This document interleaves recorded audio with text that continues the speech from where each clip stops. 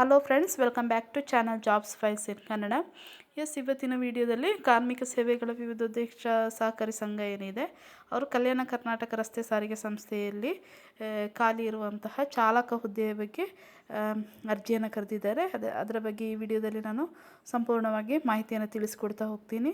ಅದಕ್ಕಿಂತ ಮೊದಲು ಯಾರೆಲ್ಲ ನನ್ನ ಚಾನಲ್ನ ಸಬ್ಸ್ಕ್ರೈಬ್ ಮಾಡ್ಕೊಳ್ಳಿಲ್ವೋ ಸಬ್ಸ್ಕ್ರೈಬ್ ಮಾಡ್ಕೊಳ್ಳಿ, ಮತ್ತು ಪಕ್ಕದಲ್ಲಿರುವಂತಹ ಬೆಲ್ ಐಕಾನ್ ಏನಿದೆ ಇದ್ರ ಮೇಲೆ ಕ್ಲಿಕ್ ಮಾಡಿ. ಇದರಿಂದ ನಾನು ಅಪ್ಡೇಟ್ ಮಾಡುವಂಥ ಜಾಬ್ನ ನೋಟಿಫಿಕೇಷನ್ನ ಮೊದಲು ನಿಮಗೆ ತಲುಪುತ್ತೆ ಅಂತ ಹೇಳ್ತಾ, ನೀವಿಲ್ಲಿ ನೋಡ್ಬೋದು, ಬೀದರ್ ಜಿಲ್ಲಾ ಕಾರ್ಮಿಕರ ಸೇವೆಗಳ ವಿವಿಧೋದ್ದೇಶ ಸಹಕಾರ ಸಂಘ, ಜಿಲ್ಲಾಧಿಕಾರಿಗಳ ಕಚೇರಿ ಬೀದರ್, ಇಲ್ಲಿ ಪತ್ರಿಕಾ ಪ್ರಕಟಣೆ ಹೊರಡಿಸಿದ್ದಾರೆ. ವಿಷಯ: ಚಾಲಕ ಸಿಬ್ಬಂದಿಗಳನ್ನು ತಾತ್ಕಾಲಿಕವಾಗಿ ಹೊರಗುತ್ತಿಗೆ ಆಧಾರದ ಮೇಲೆ ನೇಮಕಾತಿ ಮಾಡಿಕೊಳ್ಳುವ ಬಗ್ಗೆ. ಇದು ಹೊರಗುತ್ತಿಗೆ ಮೇಲೆ ನೇಮಕಾತಿ ಮಾಡಿಕೊಳ್ಳುವಂಥದ್ದು. ಬೀದರ್ ಜಿಲ್ಲಾ ಕಾರ್ಮಿಕ ಸೇವೆಗಳ ವಿವಿಧೋದ್ದೇಶ ಸಹಕಾರ ಸಂಘ ನಿಯಮಿತ ಜಿಲ್ಲಾಧಿಕಾರಿಗಳ ಕಚೇರಿ ಬೀದರ್, ಕಲ್ಯಾಣ ಕರ್ನಾಟಕ ರಸ್ತೆ ಸಾರಿಗೆ ನಿಗಮದ ಬೀದರ್ ವಿಭಾಗ ವ್ಯಾಪ್ತಿಯ ಬೀದರ್ 1, ಬೀದರ್ 2, ಬಾಲ್ಕಿ, ಔರಾದ, ಬಸವನ ಕಲ್ಯಾಣ ಮತ್ತು ಅಮನಾಬಾದ್ ಘಟಕಗಳ ಬಸ್ ಚಾಲನೆಗೆ 78 ಜನ ಚಾಲಕರು ಬೇಕಾಗಿರುವುದರಿಂದ ವಾಕ್ ಇನ್ ಇಂಟರ್ವ್ಯೂವನ್ನು ಏರ್ಪಡಿಸಲಾಗಿದೆ.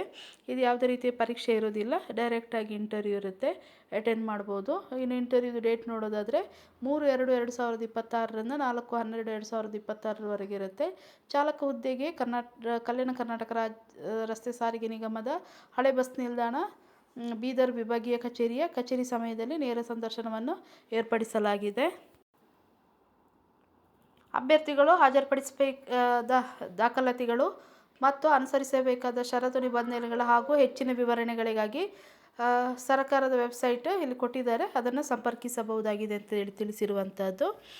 ಇನ್ನು ಏನೇನು ಡಾಕ್ಯುಮೆಂಟ್ ನೀವು ತೊಗೊಂಡು ಹೋಗಬೇಕು ಇಂಟರ್ವ್ಯೂಗೆ ಹೋಗುವಾಗ ಅಂಥೇಳಿ ನೋಡೋದಾದರೆ, ಇಲ್ಲಿ ಚಾಲಕ ಹುದ್ದೆಗೆ SSLC ಮೂಲ ಅಂಕಪಟ್ಟಿ ಮತ್ತು ನೀವು ಹೆವಿ ಡ್ರೈವಿಂಗ್ ಲೈಸೆನ್ಸನ್ನು ಹೊಂದಿರಬೇಕು. ಅಷ್ಟೇ ಅಲ್ಲ, ಕರ್ನಾಟಕ ಬ್ಯಾಡ್ಜನ್ನು ಹೊಂದಿರಬೇಕು, ಅದನ್ನು ಕೂಡ ತೊಗೊಂಡು ಹೋಗಬೇಕಾಗತ್ತೆ. ಇನ್ನು ಬೇರೆ ಬೇರೆ ಸಂಸ್ಥೆಗಳಾದಂತಹ ಕರ್ನಾಟಕ ರಸ್ತೆ ಸಾರಿಗೆ ಇರ್ಬೋದು, ಬೆಂಗಳೂರು ಮಹಾನಗರ ಸಾರಿಗೆ ಸಂಸ್ಥೆ ಇರ್ಬೋದು, ಅಥವಾ ಗಣಕೀಕೃತ ಚಾಲನಾ ಪಥದ ಟ್ರ್ಯಾಕ್ ಟೆಸ್ಟಲ್ಲಿ ಭಾಗವಹಿಸಿ ಉತ್ತೀರ್ಣರಾದ ಕುರಿತು ಅಂಕಪಟ್ಟಿ ಹಾಗೂ ದಾಖಲಾತಿ ಪರಿಶೀಲನಾ ವರದಿ ಇದೆ.